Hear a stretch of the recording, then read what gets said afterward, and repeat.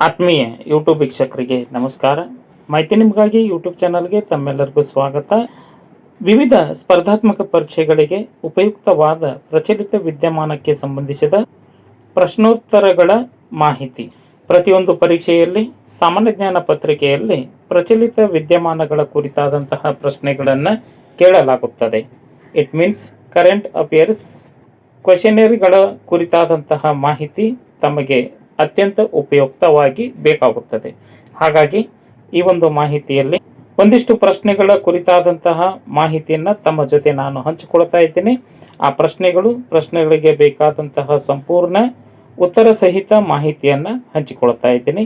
ಮಾಹಿತಿಯನ್ನು ಸಂಪೂರ್ಣವಾಗಿ ನೋಡಿ ಈ ಪ್ರಶ್ನೆಗಳ ಕುರಿತು ಏನಾದರೂ ಅನಿಸಿಕೆ ಅಭಿಪ್ರಾಯಗಳು ಇತ್ತು ಅಂದರೆ ಕಮೆಂಟ್ ಮೂಲಕವಾಗಿ ಫೀಡ್ಬ್ಯಾಕ್ ಕೊಡಬಹುದಾಗಿದೆ. ಫಸ್ಟ್ ಟೈಮ್ ಮಾಹಿತಿ ನಿಮಗಾಗಿ ಯೂಟ್ಯೂಬ್ ಚಾನಲ್ ವೀಕ್ಷಣೆ ಮಾಡ್ತಾ ಇದ್ದರೆ ಸಬ್ಸ್ಕ್ರೈಬ್ ಬಟನ್ ಮೇಲೆ ಕ್ಲಿಕ್ ಮಾಡಿ ಬೆಲ್ ಐಕನನ್ನು ಒತ್ತಿ ಆಲ್ ಅಂತಕ್ಕಂಥ ಆಪ್ಷನ್ಸ್ ಆಯ್ಕೆ ಮಾಡಿಕೊಳ್ಳಿ.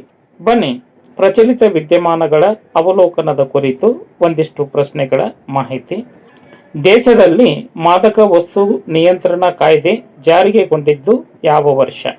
A November 1986, B November 1985, C July 1983, D June 1982.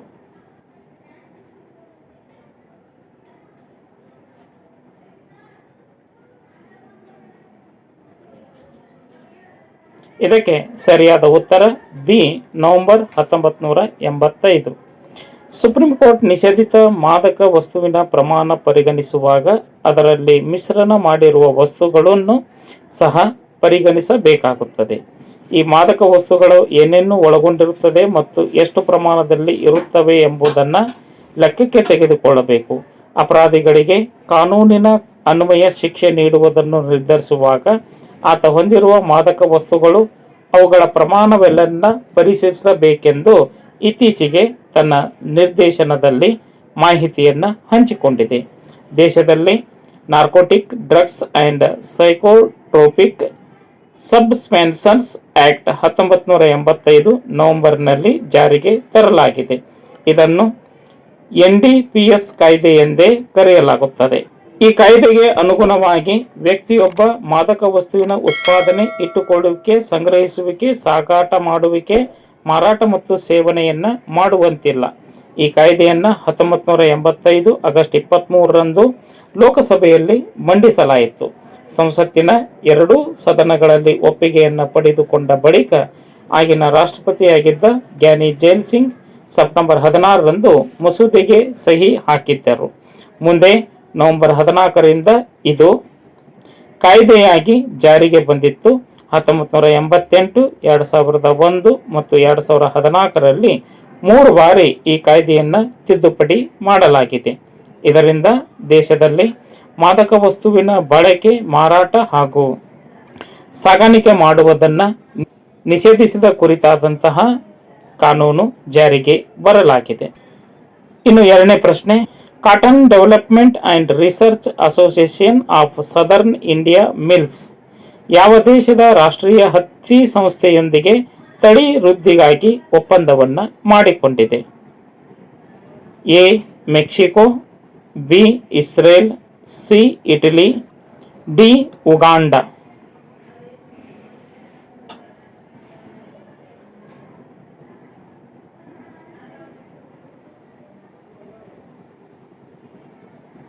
ಇದಕ್ಕೆ ಸರಿಯಾದ ಉತ್ತರ ಡಿ ಉಗಾಂಡ ದೇಶ. ಇದರ ಮಾಹಿತಿ, ಉಗಾಂಡ ದೇಶವು 100% ಸಾವಯವ ಹತ್ತಿಯನ್ನು ಬೆಳೆಯಲಾಗುತ್ತದೆ. ಭಾರತಕ್ಕೆ ಹೋಲಿಸಿದರೆ ಉಗಾಂಡಾದ ಹತ್ತಿ ಶ್ರೇಷ್ಠ ದರ್ಜೆಯದ್ದು ಆಗಿದೆ.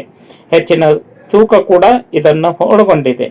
ಹೆಚ್ಚಿನ ಗುಣಮಟ್ಟ ಮತ್ತು ಹೆಚ್ಚಿನ ಪ್ರಮಾಣದ ಹತ್ತಿ ತಳಿಗಳನ್ನು ಅಭಿವೃದ್ಧಿಪಡಿಸುವುದಕ್ಕಾಗಿ ಭಾರತ ದೇಶ ಉಗಾಂಡ ದೇಶದ ಜೊತೆಗೆ ಒಪ್ಪಂದವನ್ನು ಮಾಡಿಕೊಂಡಿದೆ.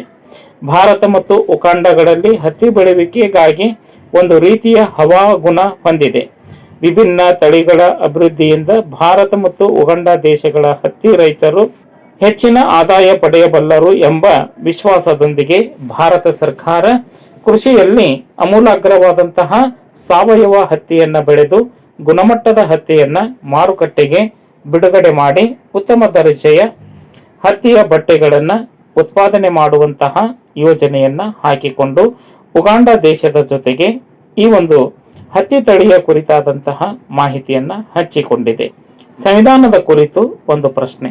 ಸುಪ್ರೀಂ ಕೋರ್ಟ್ ಯಾವ ಪ್ರಕರಣದಲ್ಲಿ ಸಂವಿಧಾನದ ಮೂಲ ರಚನೆಯನ್ನ ಸಂಸತ್ತು ಬದಲಾಯಿಸಲು ಸಾಧ್ಯವಿಲ್ಲ ಎಂಬ ಮಹತ್ವದ ತೀರ್ಪನ್ನ ನೀಡಿತ್ತು? ಎ. ಕೇಶವಾನಂದ ಭಾರತಿ ಪ್ರಕರಣ, ಬಿ.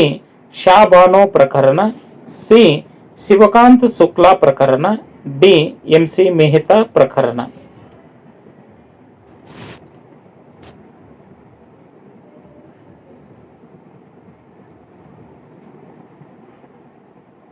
ಇದಕ್ಕೆ ಸರಿಯಾದ ಉತ್ತರ ಎ.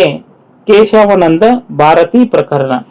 ಕೇರಳ ಸರ್ಕಾರ 1970ರಲ್ಲಿ ಭೂ ಸುಧಾರಣೆ ಕಾಯ್ದೆಯ ಹೆಸರಿನಲ್ಲಿ ಎಡನೀರು ಮಠಕ್ಕೆ ಸೇರಿದ ಆಸ್ತಿಗಳನ್ನು ಸ್ವಾಧೀನಪಡಿಸಿಕೊಡಲು ನಿರ್ಧರಿಸಿ ನೋಟಿಸ್ ಜಾರಿ ಮಾಡಲಾಗಿತ್ತು. ಎಡನೀರು ಶ್ರೀಗಳಾದ ಕೇಶವಾನಂದ ಭಾರತಿ ಸ್ವಾಮೀಜಿ ಇದನ್ನ ಸುಪ್ರೀಂ ಕೋರ್ಟ್ನಲ್ಲಿ ಪ್ರಶ್ನಿಸಿದರು. ಆಸ್ತಿ ವ್ಯಾಜ್ಯ ವಿಚಾರವಾಗಿ ವಿಚಾರಣೆ ಆರಂಭವಾದ ಈ ಪ್ರಕರಣ ವಿಭಿನ್ನ ಬಗೆಯ ತಿರುವನ್ನ ಪಡೆದುಕೊಂಡಿತ್ತು. ಕೊನೆಗೆ ಸಂವಿಧಾನದ ಮೂಲ ರಚನೆಯನ್ನು ಸಂಸತ್ತು ಬದಲಾಯಿಸಲು ಸಾಧ್ಯವಿಲ್ಲ ಎಂಬ ಚಾರಿತ್ರಿಕ ತೀರ್ಪನ್ನ ಸುಪ್ರೀಂ ಕೋರ್ಟ್ 1973ರಲ್ಲಿ ತನ್ನ ತೀರ್ಪನ್ನ ಪ್ರಕಟಿಸಿತ್ತು. 13 ನ್ಯಾಯಮೂರ್ತಿಗಳಿದ್ದ ಗರಿಷ್ಠ ಸಾಮರ್ಥ್ಯದ ವಿಚಾರಣೆ ಪೀಠ 7-6ರ ಬಹುಮತದಲ್ಲಿ ತೀರ್ಪು ಪ್ರಕಟಿಸಿತ್ತು. ಸಂವಿಧಾನದ 368ನೇ ವಿಧಿಯ ಅನ್ವಯವಾಗಿ ಭಾಗ 3ರಲ್ಲಿ ಖಾತರಿಪಡಿಸಿದ ಮೂಲಭೂತ ಹಕ್ಕುಗಳನ್ನು ಒಳಗೊಂಡಂತೆ ಸಂವಿಧಾನದ ಯಾವುದೇ ಭಾಗವನ್ನು ಸಂಸತ್ತು ತಿದ್ದುಪಡಿ ಮಾಡಬಹುದು ಎಂಬ ಹಿಂದಿನ ಆದೇಶವನ್ನ ಸುಪ್ರೀಂ ಕೋರ್ಟ್ ಪೀಠ ತಿರಸ್ಕರಿಸಿ ಮಹತ್ವದ ತೀರ್ಪನ್ನ ನೀಡಿತ್ತು. ಸಂವಿಧಾನದ ಮೂಲಭೂತ ರಚನೆಗೆ ಅಡ್ಡಿಯಾಗಬಲ್ಲ ಯಾವುದೇ ಸಂವಿಧಾನದ ತಿದ್ದುಪಡಿಯನ್ನು ಪರಿಶೀಲಿಸುವ ಅಧಿಕಾರ ಸುಪ್ರೀಂ ಕೋರ್ಟಿಗೆ ಇದೆ ಎನ್ನುವುದನ್ನ ಆದೇಶದಲ್ಲಿ ಈ ಮಹತ್ವದ ಮಾಹಿತಿಯನ್ನ ಹಂಚಿಕೊಂಡಿದೆ. ಆತ್ಮೀಯ ಸ್ಪರ್ಧಾತ್ಮಕ ಅಭ್ಯರ್ಥಿಗಳೇ, ಈ ಒಂದು ಪ್ರಚಲಿತ ವಿದ್ಯಮಾನಗಳ ಮಾಹಿತಿ ತಮಗೆ ಹೇಗೆ ಅನಿಸ್ತು? ಮಾಹಿತಿ ಕುರಿತಾದಂತಹ ತಮ್ಮ ಅಭಿಪ್ರಾಯಗಳನ್ನ ಕಮೆಂಟ್ ಮೂಲಕವಾಗಿ ಫೀಡ್ಬ್ಯಾಕ್ ಕೊಡಬಹುದಾಗಿದೆ. ಮಾಹಿತಿ ಇಷ್ಟ ಆಗಿತ್ತು ಅಂದ್ರೆ ಲೈಕ್ ಬಟನ್ ಮೇಲೆ ಕ್ಲಿಕ್ ಮಾಡಿ ಮಾಹಿತಿಯನ್ನ ತಮ್ಮ ಸ್ನೇಹಿತರ ಜೊತೆಗೆ ಹಂಚಿಕೊಳ್ಳಿ. ಎಲ್ಲರಿಗೂ ಧನ್ಯವಾದಗಳು.